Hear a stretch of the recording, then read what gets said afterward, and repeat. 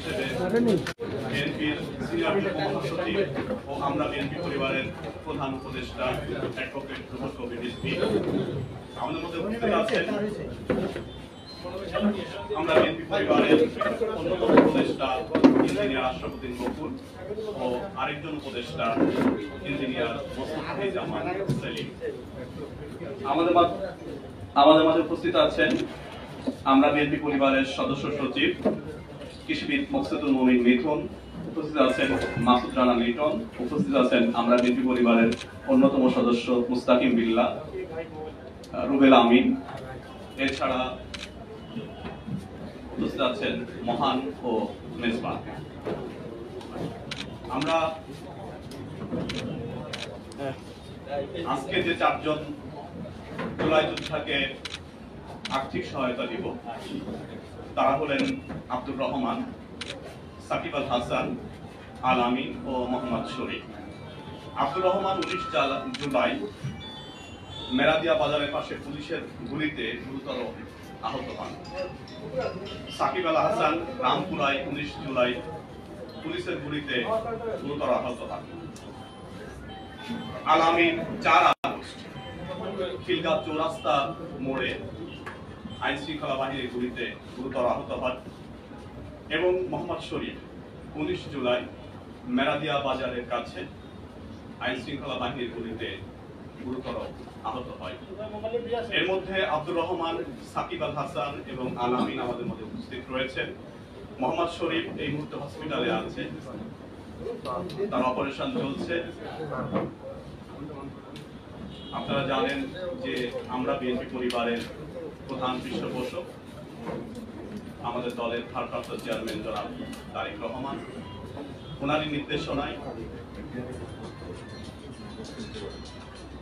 ওনারই নির্দেশনায় আমরা আজকে 4 জনকে আর্থিক সহায়তা দিব। এর আগে খুবই সংক্ষিপ্তভাবে ইঞ্জিনিয়ার মোস্তফাজ্জামান সেলিম, উপদেষ্টা আমরা বিএনপি পরিবার, তাকে কিছু বলবার জন্য অনুরোধ জানাচ্ছি।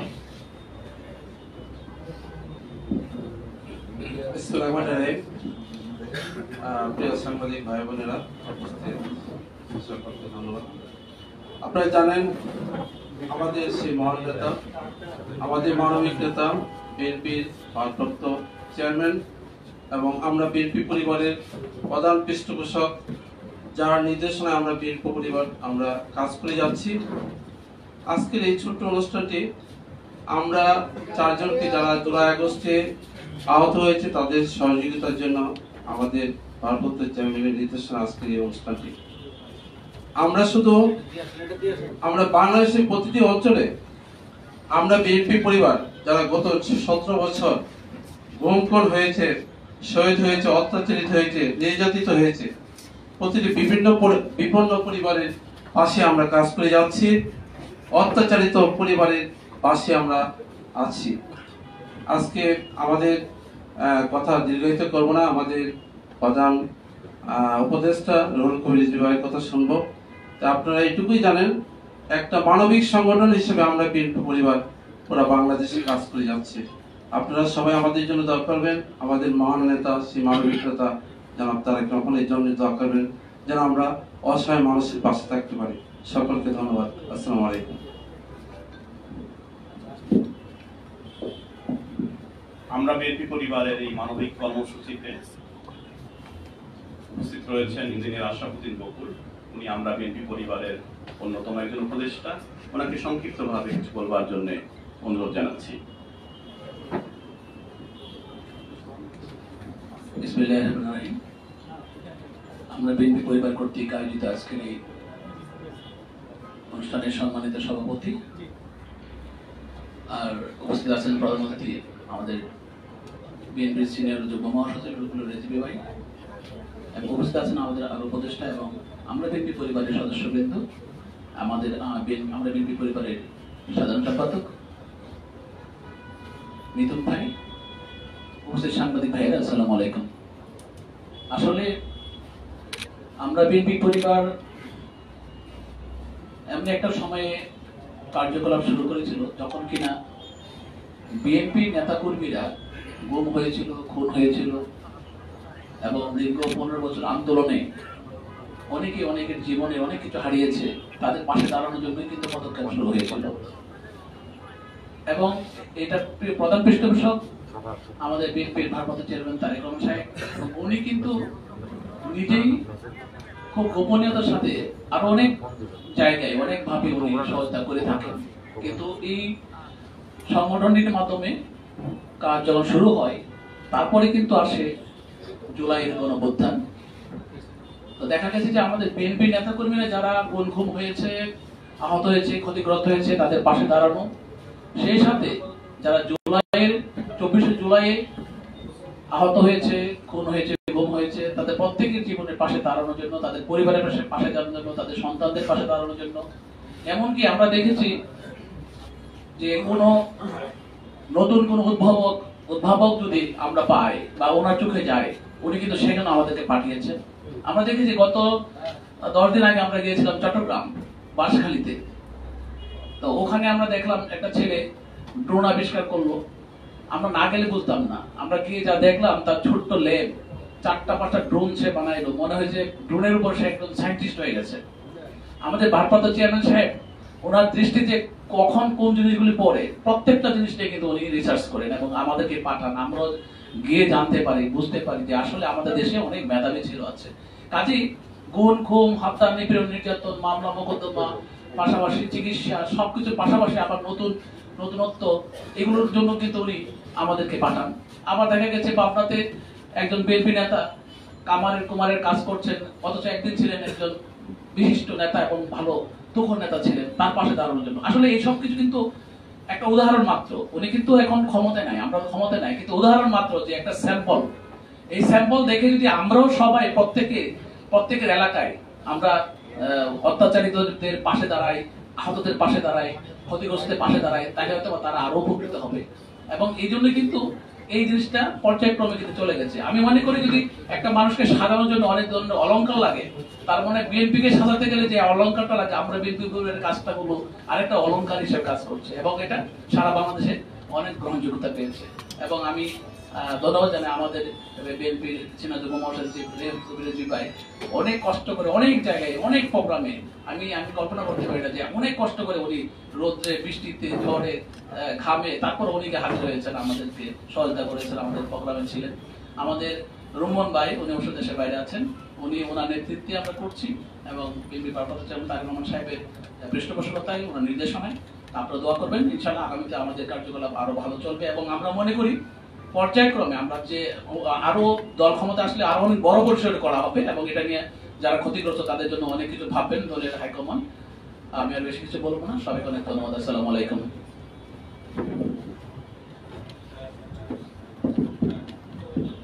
সম্মানিত সাংবাদিকবৃন্দ, আপনারা জেনে আনন্দিত হবেন যে আমরা বিএনপি পরিবার এখন পর্যন্ত 64 জেলার মধ্যে 37টি জেলায় আমাদের এই মানবিক উদ্যোগ, মানবিক কর্মসূচি আমরা পরিচালিত করে আসছি।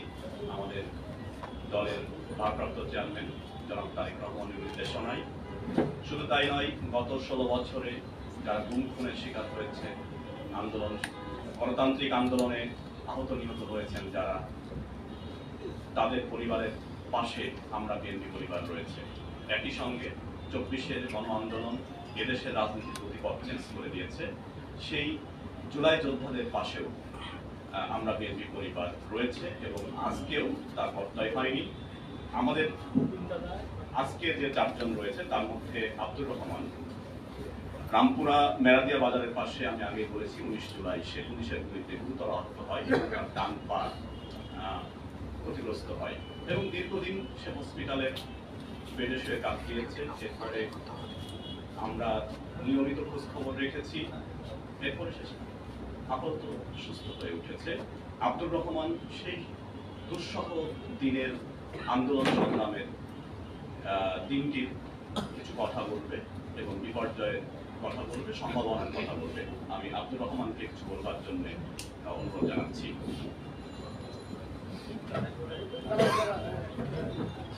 এদিকে তাকান। বিএনপির ভারপ্রাপ্ত চেয়ারম্যান জনাব তারেক রহমানের পক্ষ থেকে এবং আমার বিএনপি পরিবারের আমার পৃষ্ঠপোষকতায় জুলাই গণঅভ্যুত্থানে আহতদের চিকিৎসা সহায়তা প্রদান অনুষ্ঠানে উপস্থিত বিএনপির যুগ্ম মহাসচিব জনাব রিজভী এবং আমার বিএনপি পরিবারের সম্মানিত সদস্যবৃন্দ, আসসালামু আলাইকুম। 19 জুলাই রাজধানীর মির্জা বাজারের পাশে পুলিশ বিজিবি গুলি আমার ডান পায়ে লাগে এবং আমার ডান পা গুরুতর ক্ষতিগ্রস্ত হয়।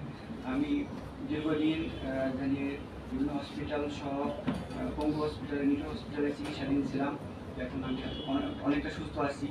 তো আমাদের এই জুলাই ফ্যাসিবাদের পতন আন্দোলনে আমাদের অনেক ভাই হাত পা চোখ হারিয়েছে। তো আমি বলতে চাই, আমাদের এই যে যারা জুলাই যোদ্ধা রয়েছে তারা কোনো দলের নয়, তাদের পাশে সবাই দাঁড়ানো উচিত। আর ধন্যবাদ সবাইকে।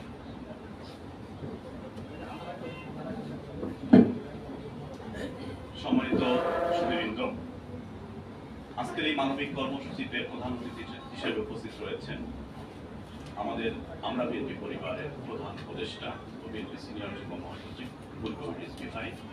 আমি রিজভী ভাইয়ের অনুমতিক্রমে আমাদের আমরা বিএনপি পরিবারের সদস্য সচিব কৃষিবিদ মিথুন আমাদের সংগঠনের কিছু কার্যক্রমের কথা আপনাদের সামনে তুলে ধরবেন।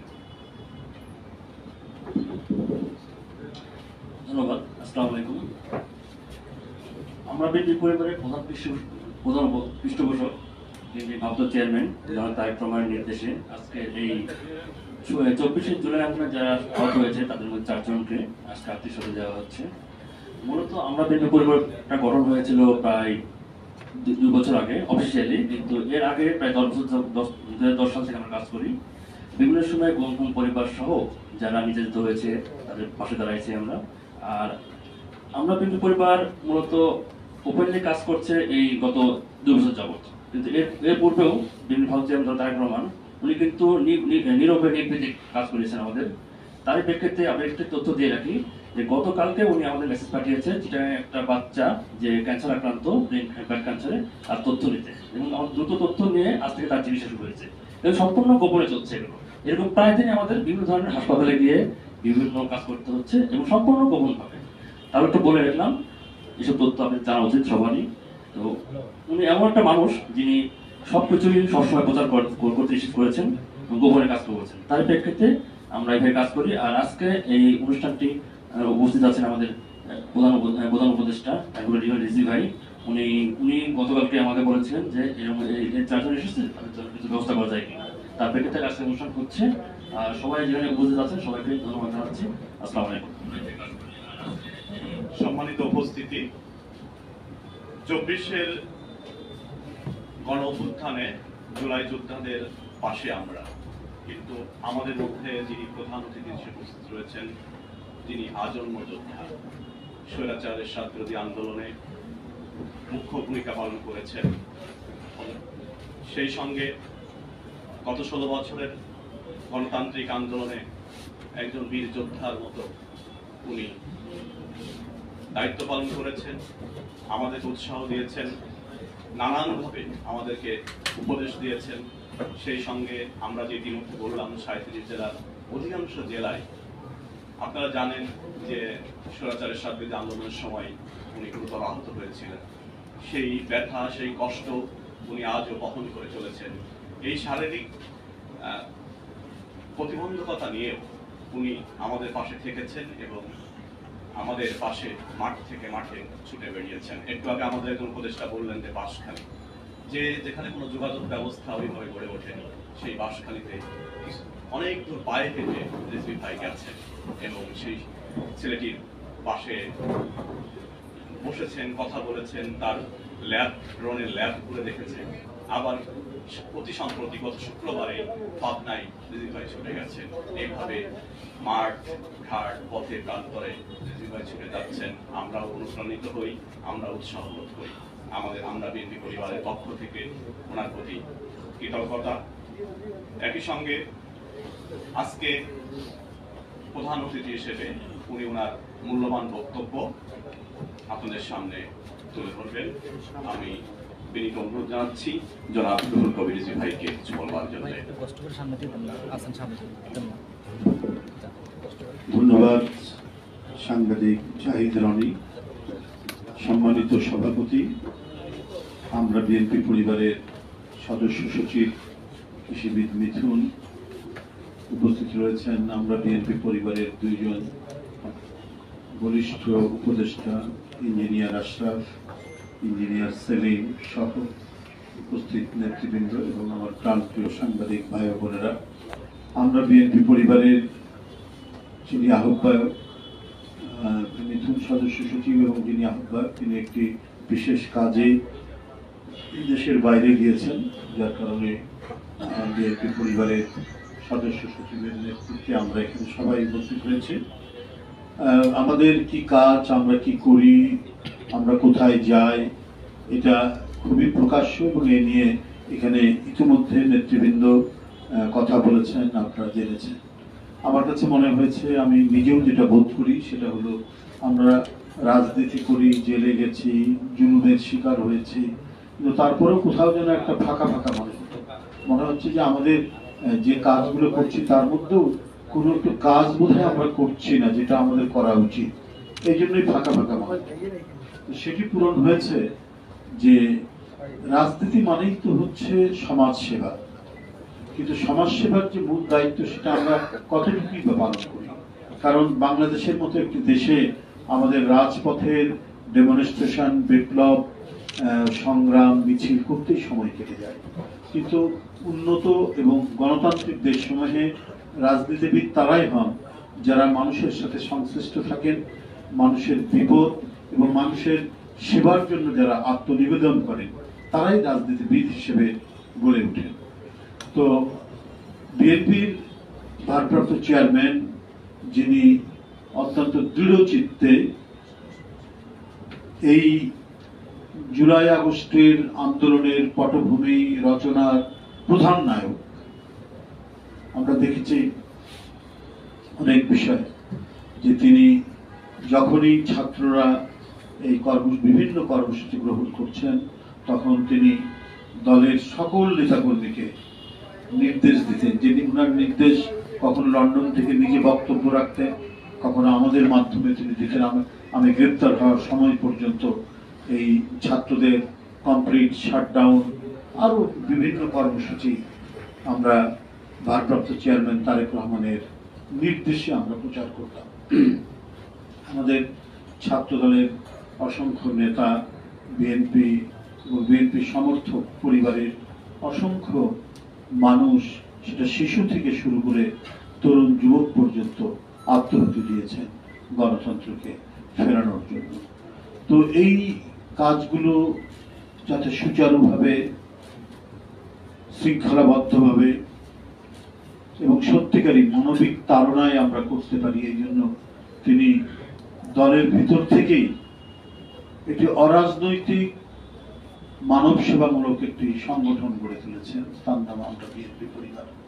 এবং রুম্মন এবং ইয়ের নেতৃত্বে, মিথুনের নেতৃত্বে আমরা বিভিন্ন পর্যায়ে এর সাথে সংশ্লিষ্ট থেকেছি। মূলত তারাই এই কাজগুলো করছেন, বিভিন্ন জায়গায় যাচ্ছেন, আমাদেরকে আমন্ত্রণ জানাচ্ছেন, আমরা যতটা সম্ভব পারছি যাওয়ার জন্য।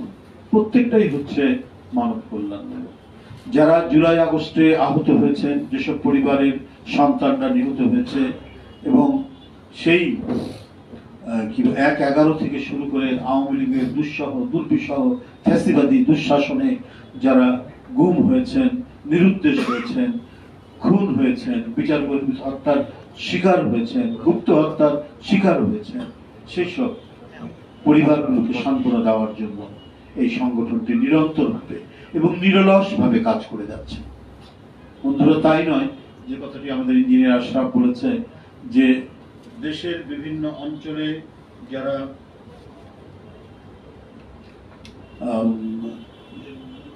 নানা ধরনের মানুষ, বিশেষ করে তরুণরা, যারা উদ্ভাবনী শক্তি সম্পন্ন, যাদের মেধা পর্যাপ্ত পরিমাণ, যাদের মেধা রয়েছে এবং সেই মেধার কিছু কিছু আমরা প্রকাশ দেখি, তাদেরকে উৎসাহিত করার জন্য, তারা যেন অকালেই ঝরে না যায়, সেজন্য আমরা বিএনপি পরিবার কাজ করে গেছি। এটাও আমরা মনে করি যে একটি বৃহত্তর মানবিক কাজের অংশ। আমরা চট্টগ্রামে যে কথা সে বলেছে, বাঁশখালীতে গিয়েছিলাম, একটা ছেলে ড্রোন বানাতে পারে, অত্যাধুনিক ড্রোন বানাতে পারে, এবং সরকারের বিভিন্ন সংগঠন তাদের কাছ থেকে সেটি কিনছে। সেই ছেলেটি, সে ডিপ্লোমা ইঞ্জিনিয়ার, তাকে যদি সহযোগিতা করা যায়, সে যদি আরো মানে উচ্চতর ডিগ্রি নিতে পারে, বিএসসি ইঞ্জিনিয়ার হতে পারে, ওর দ্বারা তো আরো ভালো কিছু, আরো উন্নততর কিছু করা সম্ভব। এই ভাবনাটা ভেবেছেন আমাদের ভারপ্রাপ্ত চেয়ারম্যান। তিনি ছোট্ট একটি সংবাদ লক্ষ্য করেছেন কোনো সংবাদপত্রে, সেখান থেকে দেখে আমাদের রুম্মন এবং মিথুনকে জানিয়েছেন। তারা সেটি খুঁজে বের করে তার বাড়ির অ্যাড্রেস নিয়ে আমাদেরকে সাথে নিয়ে সেখানে গেছে, এবং আমরা আশ্বাস দিয়ে এসেছি যে তার গড়ে তোলার ক্ষেত্রে, তার কাজের ক্ষেত্রে এবং তার নিজের আরো পড়াশোনার ক্ষেত্রে যতটুকু সহযোগিতা দরকার সেটা আমরা দেব। এবং বিএনপি যদি রাষ্ট্র ক্ষমতায় আসতে পারে তাহলে সে আরো বেশি সহযোগিতা পাবে, কারণ বড় ধরনের কর্মযজ্ঞ করার জন্য তো বিরোধী দল বা একটি রাজনৈতিক দলের পক্ষে সম্ভব না, সেখানে রাষ্ট্রীয় পৃষ্ঠপোষকতা দরকার।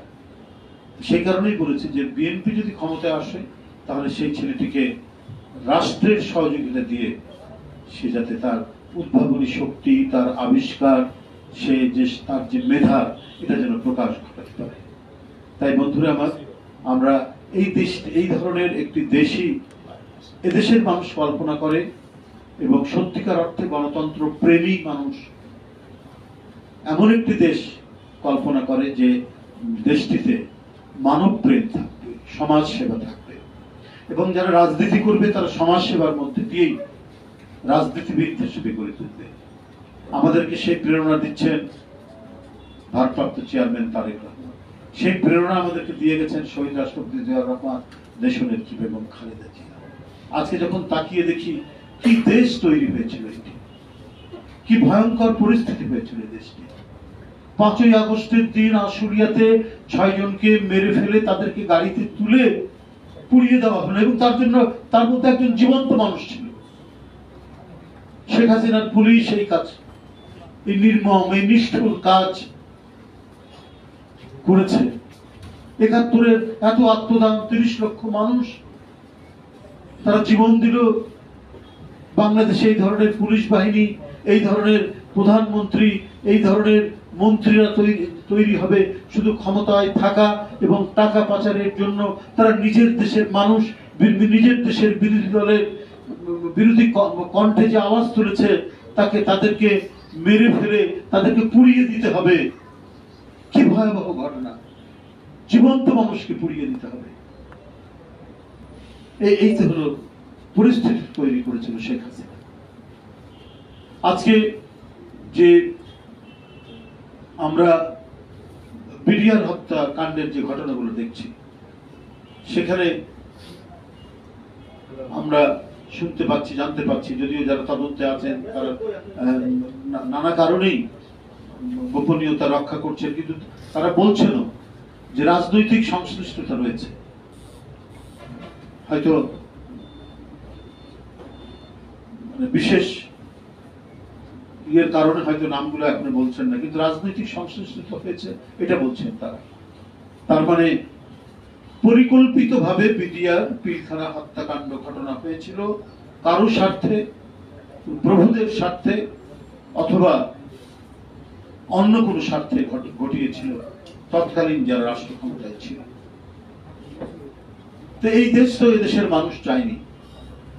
এই দেশে একটা যুদ্ধের মধ্যে দিয়ে, এবং যে যুদ্ধে এত ক্ষয়ক্ষতি, এত মানুষের প্রাণহানি হয়েছে, সেই দেশের নিজের দেশের সরকার তারা গণতন্ত্র হত্যা করে জোর করে ক্ষমতায় থাকবে বলে নানা ধরনের প্লট তৈরি করেছে, এবং তারা যে বয়ান তৈরি করত, সেই বয়ানগুলোও ছিল পরিকল্পিতভাবে। যুদ্ধাপরাধী, মানবতা বিরোধী, তারপরে নানা ধরনের কথা, কি বলে যে মুক্তিযুদ্ধের চেতনা, মুক্তিযুদ্ধের পক্ষের শক্তি, বিপক্ষের শক্তি, কত কি কথা বলে গোটা দেশটাকে প্রতিদিন, প্রতি মুহূর্তে, প্রতি সেকেন্ডে ওরা বিভাজন করে রেখে গেছে। পৃথিবীর অনেক ক্ষুদ্র ক্ষুদ্র দেশও তার নিজের দেশের স্বার্থে দেশকে শক্তিশালী করে অনেক পরাশক্তির সাথে লড়াই করার হিম্মত তারা রাখে। আর এই দেশের একটি সরকার, যার 5ই আগস্টে পতন হয়েছে, তারা শুধু প্রতিদিন গোটা দেশকে বিভাজন করে শুধু নিজের ক্ষমতাকে কুক্ষিগত রাখার প্রচেষ্টা চালাচ্ছে। আজকে একটি সংবাদ করে আমার কাছে একদিকে যেমন মানে বেদনার্থ হয়েছে, অন্যদিকে আশাবাদও জেগে উঠেছে যে অনেক পুলিশ কর্মকর্তাকে গুম করার জন্য নির্দেশ দেওয়া হয়েছিল, তার মধ্যে অনেকেই অস্বীকার করেছে, এবং যারা অস্বীকার করেছে তাদের নাম সহ প্রধানমন্ত্রীর কার্যালয়ে পাঠানো হয়েছে, এবং প্রধানমন্ত্রীর যে বাসভবন সেখান থেকে এই ধরনের নথিও পাওয়া গেছে। আর যারা রাজি হয়েছেন তারা তো হয়েছেন, তারা তো করেছেন।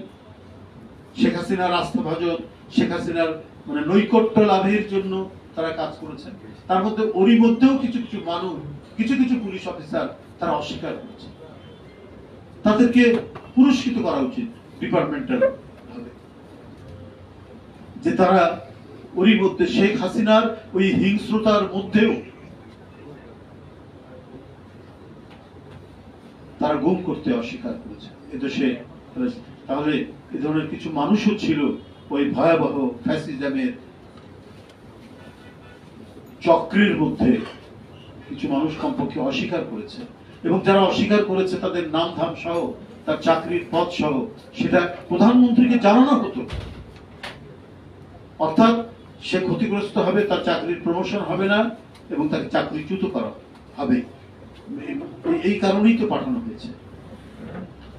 প্রতিদিন আমরা এই ঘটনাগুলো আমরা জানতে পারছি। আমি সরকারকে, অন্তর্বর্তীকালীন সরকারকে ধন্যবাদও জানাই। যে সমস্ত ঘটনা মানুষ আমরা যতটুকু জেনেছি তাতেই তো আমাদের রক্ত হিম হয়ে যায়। আমরা যতটুকু ঘটনার শিকার হয়েছি, 35 দিন একজন দেশের রাজনীতিবিদ হিসাবে রিমান্ডে থাকতে হয়েছে চোর, ডাকাত, মাদক সেবী তাদের সাথে। ইউনিভার্সিটিতে পড়াশোনা করেছি, ছাত্র রাজনীতি করেছি, ছাত্র রাজনীতি থেকে বেরিয়ে জাতীয় রাজনীতির সাথে সংশ্লিষ্ট আছি। হাইকোর্টের সনদপ্রাপ্ত অ্যাডভোকেট, আমাদেরকে জীবনযাপন করতে হয়েছে, আমাদেরকে ফেলে রাখা হয়েছে মাদক সেবী, খুনি, ডাকাত, চোর এদের সাথে।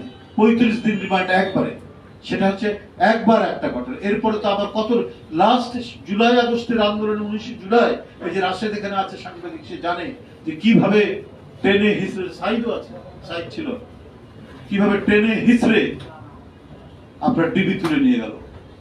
রমনা পুলিশ নিয়ে যেতে চাচ্ছিল, ওদের কাছ থেকে ছিনতাই করে নিয়ে গাড়িতে তুললো হচ্ছে ডিবি পুলিশ। তার প্রত্যক্ষ প্রমাণ ওরা তো জানে। এই পরিস্থিতি অতিক্রম করে আমরা এসেছি। তো সুতরাং অন্তর্বর্তীকালীন সরকার যে বিষয়গুলো উদ্যোগ নিয়েছেন, বিডিআর পিলখানায় এখন নতুন করে যে তদন্ত করে আমরা যে তথ্যগুলো পাচ্ছি, এগুলোর প্রত্যেকটির বিচার হওয়া উচিত। যারা ওরই মধ্যে অন্যায় কাজ করেনি, অস্বীকার করেছে, তাদেরকে পুরস্কৃত করা উচিত। অন্তর্বর্তীকালীন সরকারকে এটা অনুরোধ করব। এবং আরেকটি অনুরোধ হচ্ছে যে 5ই আগস্টের পর থেকে এই পর্যন্ত নানাভাবে, নানা কারণে প্রায় 177 জন মানুষের হত্যাকাণ্ড ঘটেছে। যারাই ঘটায়, তারা যে দলেরই হোক, যে মতেরই হোক, সরকারের উচিত ছিল, সরকার আইন শৃঙ্খলা দেখবে, কোন পার্টির রং দেখবে না। কে ক্ষমতাশালী ব্যক্তি, কে ক্ষমতাশালী নয়, কে ধনী, কে নির্ধন, এটা বিবেচনা করবে না। করবে কে অপরাধ করছে, সেই অপরাধীকে চিহ্নিত করে তাকে আইনের আওতায় বিচার করবে। তো এই অন্তর্বর্তীকালীন সরকারের সময় মানুষ এই আইনের শাসনটুকু প্রত্যাশা করে। আপনারা দৃষ্টান্ত রেখে যাবেন। নির্বাচিত সরকার আপনাদের ভালো দৃষ্টান্তগুলো নিশ্চয়ই তারা অনুসরণ করে তারা আরো ভালো কিছু করার চেষ্টা করবে। কেন এই সময় এত খুন জখম, কেন এত মানে ডাকাতি, চুরি, হত্যাকাণ্ড ঘটবে? এটা অন্তর্বর্তীকালীন সরকারকে আরো বেশি তৎপর হওয়া দরকার। বলা হচ্ছে যে পুলিশের মধ্যে এখনো আস্থা ফিরে আসে না। কেন আসবে না? পুলিশ তো আরো বেশি, যারা অন্যায় করেনি, যারা কোনো ধরনের দুষ্কর্মের সাথে জড়িত ছিল না, তারা তো আরো ভালো মতো ড্রাইভ দিয়ে তারা কাজ করবে। কারণ শেখ হাসিনার আমলের পুলিশ ছিল, সে পুলিশকে তো লেলিয়ে দেওয়া হতো বিরোধী দলের নেতা কর্মীদের বিরুদ্ধে।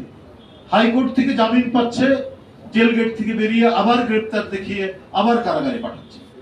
এবং এই জন্য আমাদের নেতা কর্মীর কাছ থেকে যে কত টাকা পয়সা নিয়েছে, তাহলে কি মানে সেই পুলিশই কি হওয়া উচিত হবে? সেটা তো হওয়া উচিত হবে। পুলিশ আইনসঙ্গত ভাবে কাজ করবে, আইনের বাইরে কোনো কাজ করবে না। এবং দমনের জন্য, কি বলে, দুষ্কৃতিকারী দমনের জন্য যে সমস্ত ক্ষমতা তাদের দেওয়া আছে আইনসঙ্গত ভাবে, ফৌজদারি আইনে, ঠিক সেইভাবে তারা কাজ করবে দ্রুত গতিতে, ক্ষিপ্রতার সাথে। তাহলে তো সমাজে শান্তি স্থিতি ফিরে আসবে, দুর্বৃত্তরা এলাকা ছেড়ে চলে যাবে, না হলে আইনের আওতায় তারা কারাগারে থাকবে। এটাই তো নিয়ম হওয়া উচিত। যাই হোক, আমি আর বক্তব্য দীর্ঘায়িত করব না, আপনারা অনেকক্ষণ অপেক্ষা করেছেন।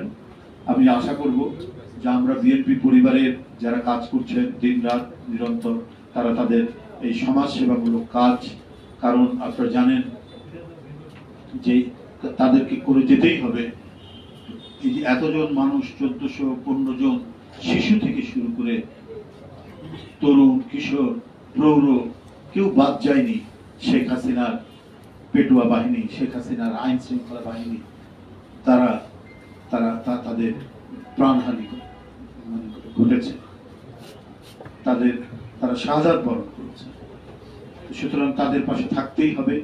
জাতীয়তাবাদী শক্তির একটি অর্গান হিসাবে, একটি সমাজসেবী সংগঠন থাকতে, এবং 20,000-এর অধিক নেতাকর্মী আপনার আহত হয়েছে, অনেকেই এখনো হাসপাতালে কাতরাচ্ছে, ওদেরকে আমি দেখে এসেছিলাম হাসপাতালে। তো এই যে পরিস্থিতি, এই পরিস্থিতি থেকে আমরা আমাদের সাধ্য অনুযায়ী, আমরা ক্ষমতায় নেই, কিন্তু বিএনপি শুরু থেকেই ভারপ্রাপ্ত চেয়ারম্যানের নির্দেশে প্রাণপণ চেষ্টা করে আমরা আমাদের মানে আহত এবং নিহত পরিবারের পাশে থেকেছি এবং এখনো থাকার চেষ্টা করছি। আপনাদের সকলকে ধন্যবাদ। আমরা বিএনপি পরিবারের সকল কর্মকর্তাকে ধন্যবাদ জানিয়ে আমি আমার বক্তব্য শেষ করছি। খোদা হাফেজ।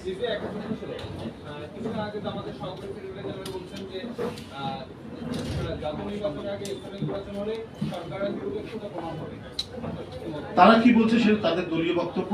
আমাদের বক্তব্য সুস্পষ্ট। প্রথমেই জাতীয় নির্বাচন দিতে হবে, কারণ একটি নির্বাচিত জাতীয় সরকার, সেই সরকারের অধীনে প্রতিটি নির্বাচন যদি হয়, সেখানে ক্রেডিবিলিটি বাড়বে এবং জনগণ দেখবে যে সরকার তো হয় নির্বাচিত সরকার, তো সেই সরকারের অধীনে নির্বাচনগুলো সুষ্ঠু হচ্ছে কিনা। যারা নির্বাচিত হবেন তারাই দেখাবেন যে নির্বাচন সুষ্ঠু হতে পারে। সুতরাং এটা আগে পরের বিষয় না। মানুষের প্রত্যাশা, মানুষ 17 বছর ধরে ভোট দিতে পারেনি, তাদের ভোটাধিকার প্রয়োগ করতে পারেনি। সুতরাং সর্বাগ্রে জাতীয় নির্বাচন হওয়াটাই বাঞ্ছনীয় এবং এ ব্যাপারে বিএনপির মতামত অত্যন্ত সুস্পষ্ট। ধন্যবাদ।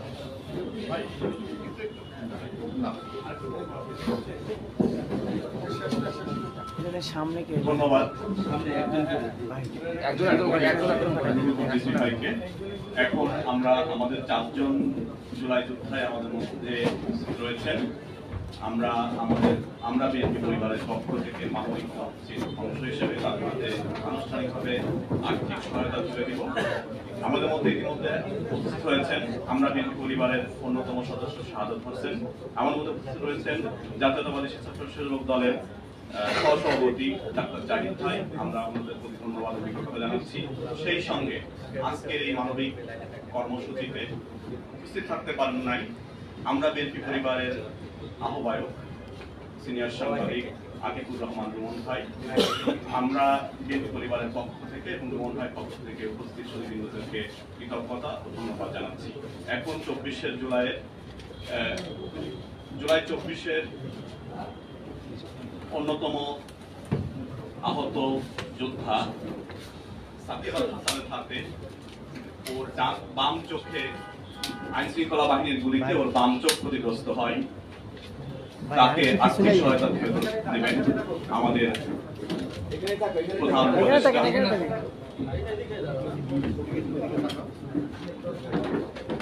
আর্থিক সহায়তা তুলে দেওয়া হচ্ছে 19 জুলাই রামপুরার মেরাদিয়ায় আহত হন সাকিব আল হাসান। সাকিব আল হাসানের বাম চোখ ক্ষতিগ্রস্ত হয় আইন শৃঙ্খলা বাহিনীর গুলিতে। দীর্ঘদিন সে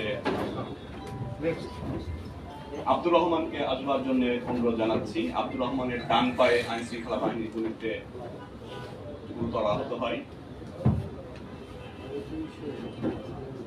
অ্যাডভোকেট রুহুল কবির রিজভী ভাই আহত আব্দুর রহমানের হাতে আমরা বিএনপি পরিবারের পক্ষ থেকে আর্থিক সহায়তা দিচ্ছেন। আলামিনকে আসার জন্য অনুরোধ জানাচ্ছি। আলামিন 4 আগস্ট খিলগাঁও চৌরাস্তায় আইন শৃঙ্খলা বাহিনীর গুলিতে আহত হয়। আমরা বিএনপি পরিবারের পক্ষ থেকে আমাদের এই মানবিক কর্মসূচির অংশ হিসেবে আলামিন হাতে আর্থিক সহায়তা তুলে দিচ্ছেন অ্যাডভোকেট ভাই। মোহাম্মদ শরীফ ও আহত করে উঠতে কষ্ট হচ্ছে, ওর পক্ষ থেকে আলামিনী ওর পক্ষ থেকে মোহাম্মদ শরীফের পক্ষ থেকে আলামিন রিসিভ করছে।